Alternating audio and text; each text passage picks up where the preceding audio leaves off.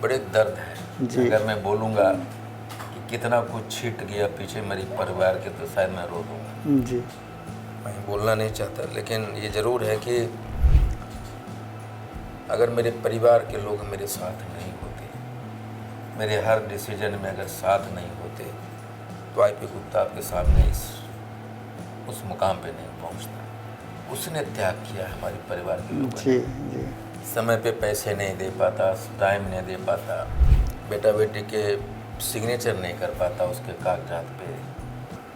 तो मुझे ये मालूम है कि मैं खपने वाला पीढ़ी हूँ। बिजनेस पर असर पड़ा है। सब कुछ। पापा मेरे खपे तो मैं इंजीनियर बना, मेरे बाबूजी। जी। मैं खप रहा हूँ तो मेरे लोग राज करेंगे। जी। ये दोनों आंदोलन है। ठीक है, भटक गया अन्ना आंदोलन, लेकिन नेता तो पैदा किया। बिल्कुल बिल्कुल। केजरीवाल का टीम पैदा किया। जी जी। 2024 के चुनाव में जब किसी पत्रकार ने दिल्ली में पूछा कि आप एमपी बन गए तो क्या करेंगे, मैं कहा मैं अपने जात में नेता पैदा करूं। हम आपके साथ थे। जी जी। लेकिन कहीं न कहीं भाजपा और एनडीए चूक हो गई है। नहीं, उनको ये लगा जी। ये तो वो उन असहाय जातियों में से जिसको डंडा मारो तो उठेगा बैठेगा। नोरमा ग्रुप, जो सोचता है वो करता है। आपके अपने सपनों का आशियाना। नमस्कार, एक बार फिर आपका बहुत बहुत स्वागत करते हैं। आज फिर से हमारे साथ आईपी गुप्ता हैं और आईपी गुप्ता को आप अच्छी तरह से जानते हैं। पिछले कई महीनों से लगातार ये बिहार की राजनीति में सबसे ज़्यादा चर्चित व्यक्तित्व के रूप में सामने आए हैं। उसका कारण है कि इन्हें जो नहीं चाहिए था वो दंश दिया गया है और उस पेड़ से ही काट दिया गया, उस डाल से ही काट दिया गया है जिस डाल पे बैठे हुए थे। हमने पहले भी कई बार इनके साथ बातचीत किया है और उस बातचीत का लबोलुआब यही रहा है कि ये अपने अधिकार को छोड़ने के लिए किसी भी कीमत पे तैयार नहीं है।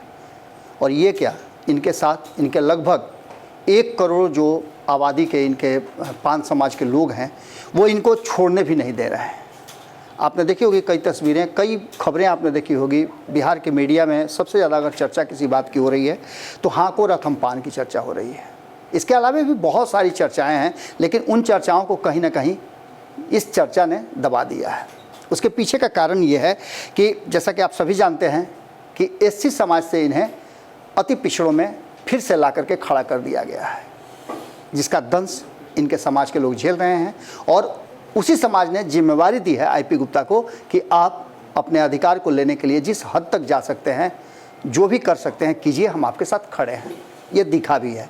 अब तक जो इनकी रैलियां हुई हैं, चाहे आप मोतिहारी की देख लीजिए, जयनगर की देखिए, मुजफ्फरपुर की देखिए, या फिर अन्य रैलियों को देखिए जो ये भ्रमण कर रहे हैं, लोगों को के पास तक जा रहे हैं रथ लेकर के, उसमें भी आपको काफ़ी भीड़ नज़र आती होगी। बिना रैली के भी काफ़ी भीड़ नज़र आती है। जिस क्षेत्र में जाते हैं उससे बड़ी भीड़ होती है।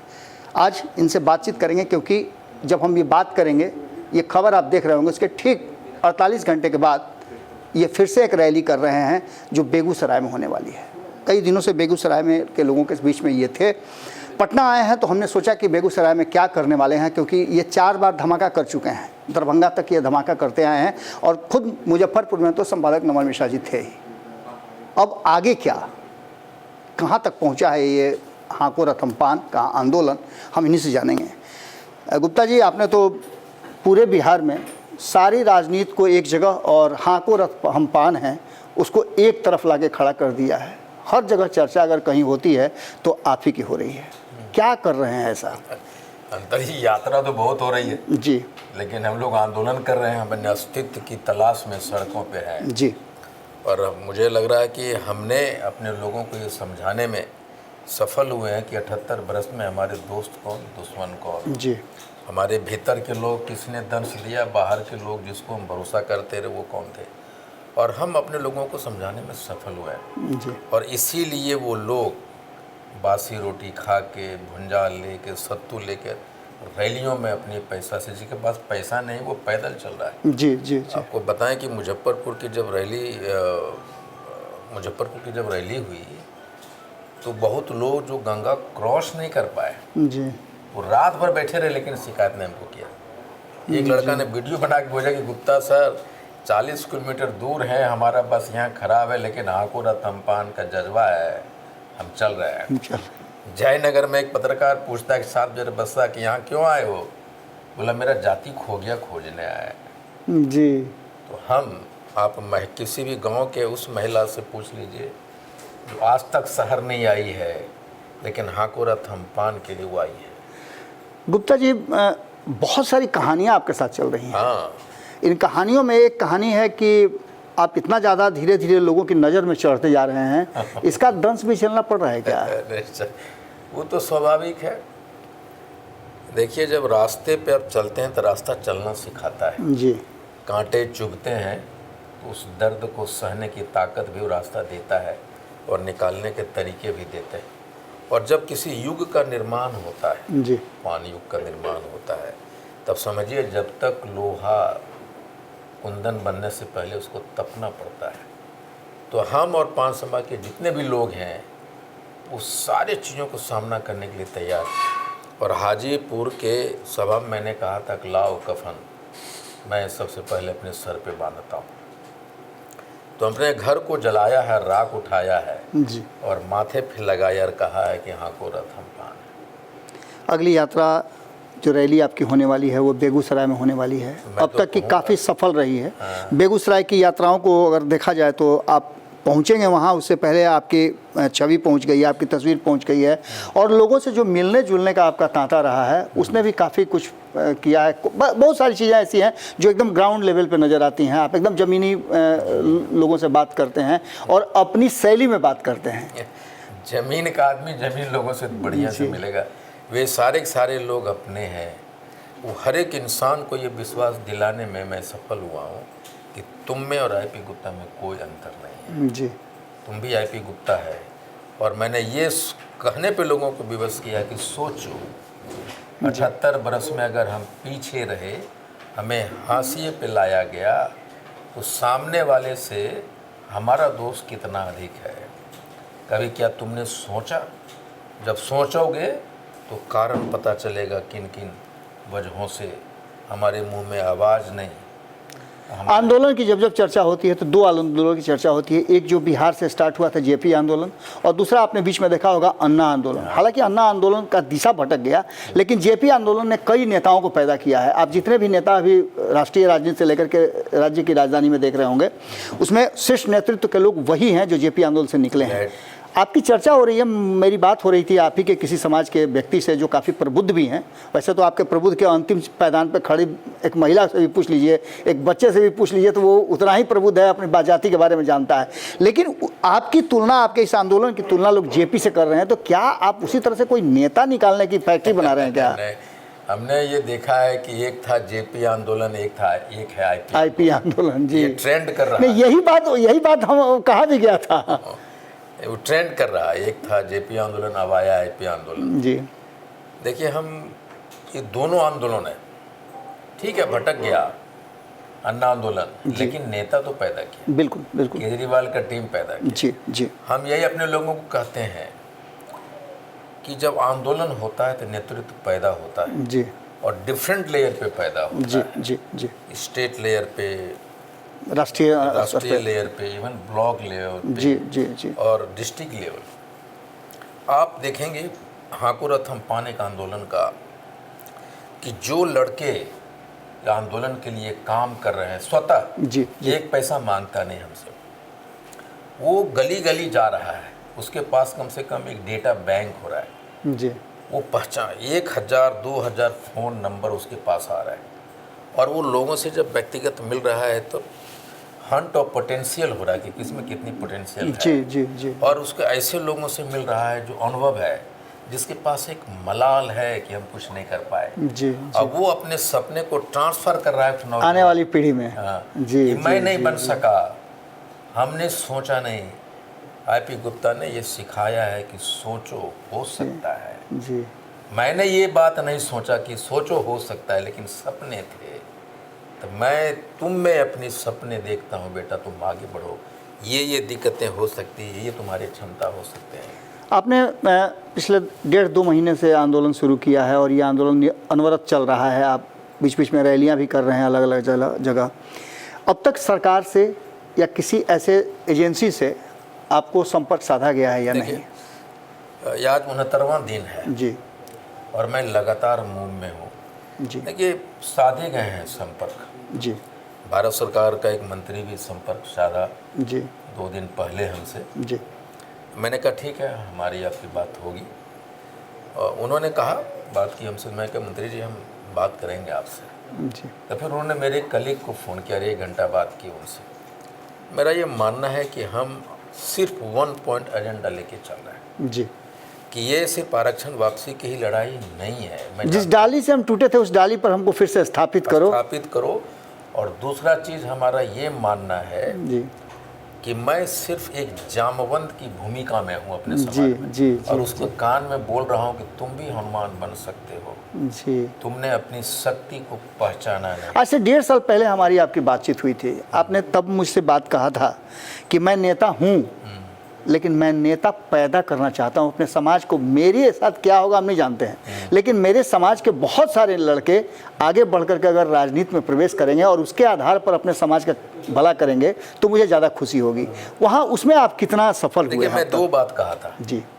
2024 के चुनाव में, जब किसी पत्रकार ने दिल्ली में पूछा कि आप MP बन गए तो क्या करेंगे, मैं कहा मैं अपने जात में नेता पैदा करूँगा। जी जी। दूसरा मेरा ये था कि मैं बनूँ ना बनूँ, लेकिन मेरा संघर्ष जी मेरे समाज में नेतृत्व पैदा करेगा, ये मुझे विश्वास है। और तीसरा मैं अभी आपको कहता हूँ कि हमारा जो चेहरा है ना, इस सामने वाला देख के वो गच्चा खा जाता है। जी जी IP गुप्ता सोचता बड़ा भौकाल है, चेहरवा देखता है तो नॉर्मल हो जाता है, यार यही IP गुप्ता है, और इसी में मैं उसको मात दे देता हूँ। जी जी जी जी। हम जब बापू सभागार कर रहे थे तो बड़े बड़े नेता ने कहा, हमारे जिला के भी कुछ नेता, जी जी नेता मैं नहीं मानता, MLA है अभी, कि 2,000 आदमी IP गुप्ता जुटा देगा, तब देखिए हमारे कांग्रेस के अध्यक्ष ने भी अगले बात ने कहा, करे तुम जुटा दोगे तब नहीं। उस रैली का गवाह मैं भी हूँ। उस रैली से बहुत सारी ऐसी बातें निकल के आई थी जिसने मुझे तो कम से कम आपका मुरीद जरूर बनाया था कि मैंने उन महिलाओं को देखा था जो अंतिम पायदान पर खड़ी थी, और मेरे ही भारत लाइव के कैमरे पे वो सारी चीज़ें कैद हुई थी जिसमें वो बता रही थी अपने बारे में। तो ऐसा लग रहा था कि ये समाज काफ़ी प्रबुद्ध है और अपने बारे में जानता जरूर है। लेकिन उसके बावजूद भी जो बातें आप बता रहे हैं कि लोगों ने संपर्क साधना शुरू किया है, इस लड़ाई को कहाँ तक लेके जाना है? गांधी मैदान तक या उससे आगे भी? देखिए, मैंने कहा कि अगर मेरा मौत भी मेरे सामने आता है तो मैं यमराज से कहूँगा भी रुक जाओ जी, मुझे और वक्त दो। मैंने जो काम ठाना है आरक्षण वापस लेने का भी अधूरा है। मैं तब तक लड़ता रहूँगा जब तक ये मिल ना जाए। और हमारे लड़ने के तरीके से अब तक लोगों ने वाकिफ़ हो गया कि मैं कोई दाएं बाएं नहीं करता। नहीं, लड़ाका तो आप हैं, इसमें कोई दो राय नहीं है। सिंपल तरीके से भी लोगों को हराया जा सकता है, अपनी ताकत को खोजा जा सकता है। प्रकृति बहुत बैलेंसिंग एक्ट दिखाती है। जी, हाथी एक विशालकाय, उसको भी बताने के लिए कि तुम विशालकाय हो, लेकिन तुम्हारे सूंड में अगर एक चींटी घुस जाएगा तो तुम्हें परास्त करेगा। और उसी सूंड में चींटी घुसने की प्रक्रिया को हाको रथम पान करते हैं। हम तो कह सकते हैं कि जो आप आंदोलन कर रहे हैं उस आंदोलन से सरकार सुने और आपको पुनः जो आपकी डिमांड है वो मान ले। लेकिन अगर नहीं होता है तो 2025 के चुनाव में आपका समाज इसको किस तरह से देखेगा या किस तरह से लेगा? देखिए, मैं समझता हूँ कि वोट से, हमारे आपके वोट से सरकार पैदा होती है जी, और सरकार पैदा होने के बाद वो समझ लेती है कि मैं माई बाप हूँ, जो जन्म दिया है वो उनका बेटा हो जाता है। जी, हम उस सरकार को चुनते हैं जो हमारे हक के लिए काम करे। जी, जो आपके हक के लिए काम नहीं करता है, सरकार को बदला जाता है। जब आप हमारे हक के लिए काम नहीं करेंगे तो हम आपको बदल देंगे। नीतीश जी से बात हुई? नहीं, नीतीश जी से तो हम लोग मिलना चाहते थे, जी, लेकिन वो तो नीतीश बाबू हैं। नीतीश बाबू ने मिलने के लिए समय नहीं दिया। लेकिन मैं नीतीश कुमार जी के प्रति मेरे मन में बड़ी आदर है। जी, जी, उसमें कोई दो राय नहीं। देश के सबसे बड़े चाणक्यों में से एक है वो। जी, जी। लेकिन एक गलती उन्होंने, पहली राजनीतिक भूल अपने जीवन की है कि पान समाज को कम आंकने की गलती उन्होंने कर दी। और वही मैं कह रहा हूँ कि हम आपके थे, आपके पास बताइए ना कौन सा दलित था। आपके पास मांझी नहीं है, आपके पास पासवान नहीं है, जी। आपके पास चमार जाति के लोग नहीं, आपके साथ धोबी जाति के लोग नहीं, कोई भी तो आपके साथ नहीं थे। 1 करोड़ 5 समाज के लोग जरूर। हम आपके साथ थे, जी जी। लेकिन कहीं न कहीं भाजपा और एनडीए चूक हो गई है। नहीं, उनको ये लगा जी कि ये तो वो उन असहाय जातियों में से जिसको डंडा मारो तो उठेगा बैठेगा, जी जी। इसकी हैसियत क्या क्या आंदोलन कर लेगा, इसकी हैसियत क्या आंख मिला लेगा। ये गलती उन्होंने कर दी। और मैं यही कहता हूँ, मैंने लोगों को कहा कि हे पान समाज के लोगों, क्या हमारी तुम्हारी हैसियत नाली के उस कीड़े के बराबर है जिस पे नीतीश कुमार ने हमें मिलने से इनकार कर दिया। जी। समझो तुम हमारे बच्चों को, हमारे लड़कों को गर्दन पकड़ के कॉलेज से नौकरियां से निकाल दी, क्या तुम्हारी हैसियत ये है? सोचो जी सोचो। हमने ये कहा तो सोचना चालू करोगे तो घर के दुश्मन बाहर के दुश्मन सब मिलेंगे आपको।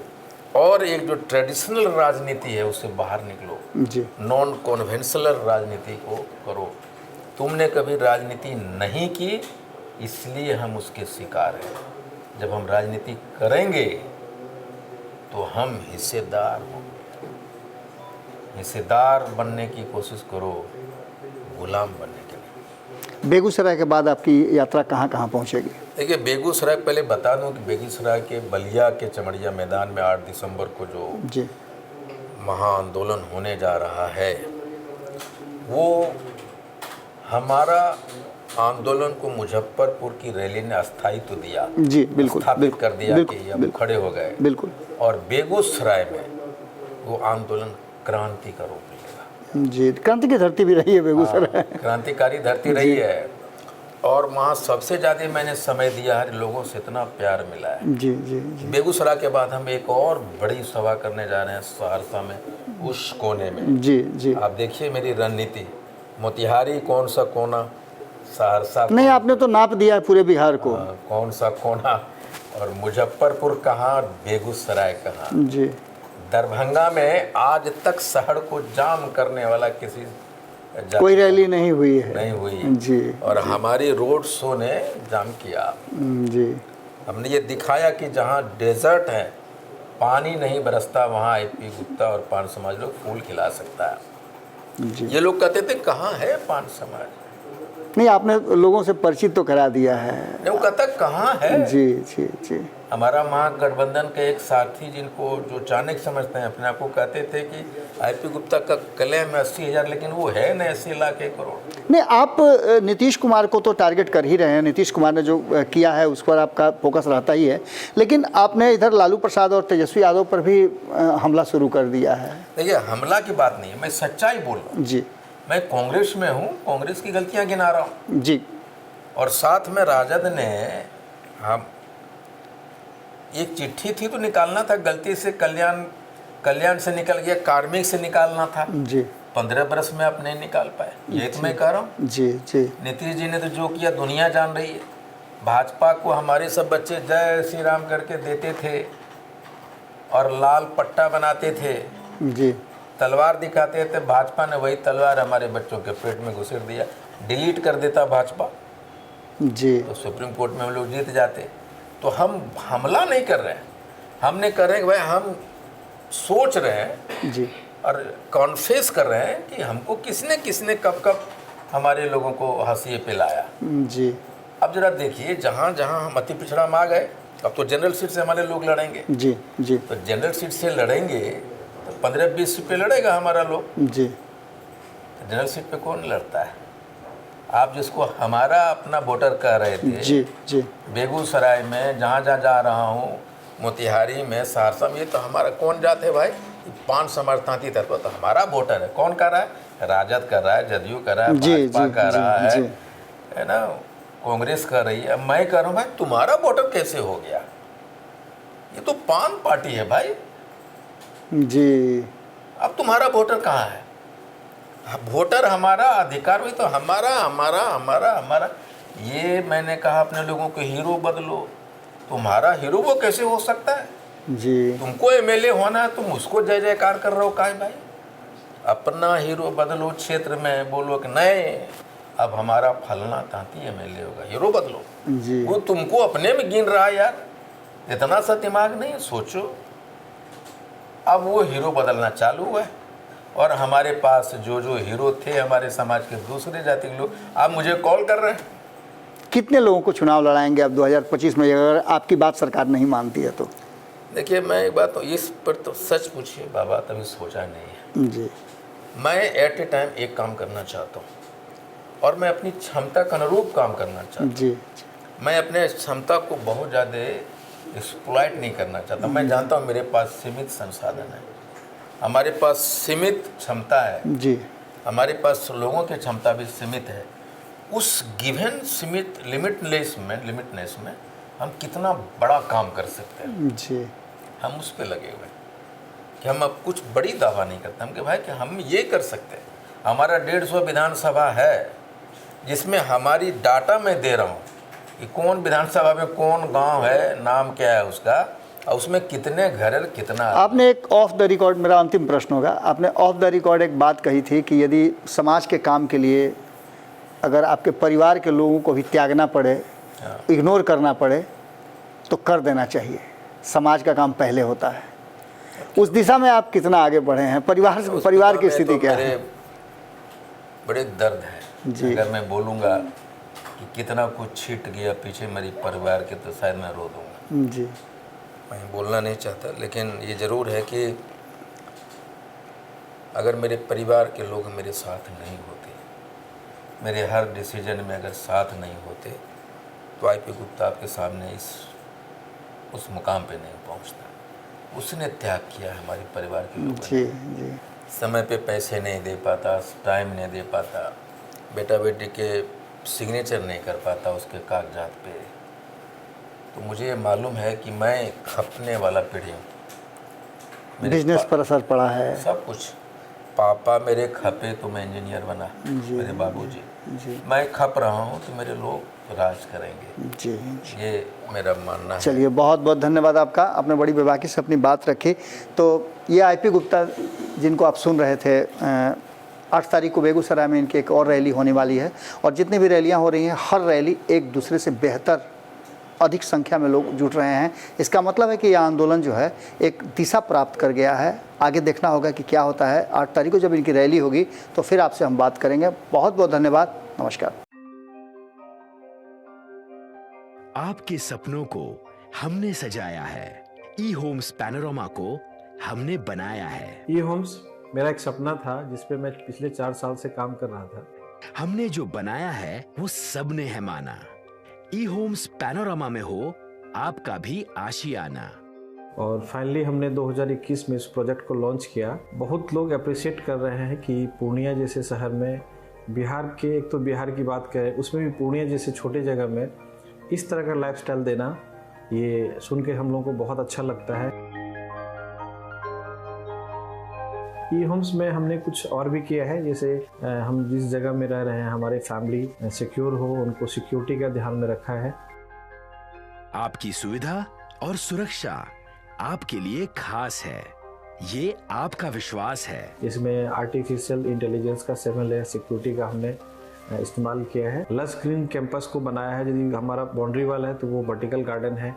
ये जितनी भी फैसिलिटी होता है एक इंटरनेशनल टाउनशिप में ई होम्स है, ये हम लोग विश्वास नहीं कर पा रहे हैं। जो भी हमारे मित्र दोस्त या जो भी हमारे बाहर के बाहर आते हैं तो हम लोगों को बहुत अच्छा सुनने को मिलता है और बहुत अच्छा क्रेडिट मिल रहा है। वो सारा हमने सिर्फ एक बिल्डिंग नहीं बनाया, हमने एक बहुत अच्छा लाइफस्टाइल दिया ई होम्स में, और मेरा एक सपना था जिसको मैं आज फुलफिल होते हुए देख पा रहा हूँ। ये आपका आवास है। ई होम्स पैनोरामा में अब आपका निवास है। E homes panorama, luxurious lifestyle redefined. Panorama group, जो सोचता है वो करता है। अगर ये वीडियो पसंद आई और वह बिहार के राजनीति और बिहारियत से सरोकार रखेनी तो सब्सक्राइब बटन दबा के चैनल के सब्सक्राइब कर ली। ओजे एगो घंटी बा, ओकरा बटन दबा देला से कुल सटीक और मारक खबर रुआ मुफ्त में मिल जाई। अगर रुआ पत्रकारिता के हमनी के नया प्रयोग में सहयोग कर चाहतानी तो ज्वाइन बटन दबा दी। पेटीएम नंबर नोट कर ली 9386 816 700।